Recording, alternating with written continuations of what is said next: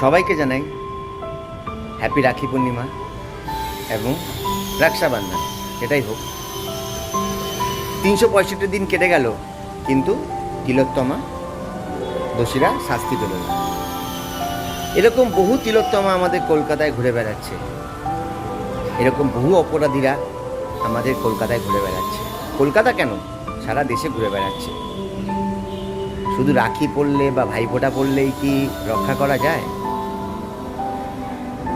প্রত্যেকটা ছেলেদের বলছি, নিজেদের ভাবনা চিন্তাটা বদলান। আজকে একটি মেয়ে সিগারেট খেলো বা ড্রিঙ্ক করলো বা লেট নাইট এলো, তাতে অনেক দোষ। কিন্তু একটা ছেলে যদি করে, তাতে কোনো দোষ নেই। কেন, ছেলেদের কি সার্টিফিকেট আছে যে এটা করা যাবে? আর মেয়েদের কি সার্টিফিকেট নেই? এখনকার সময় সবাই সমান।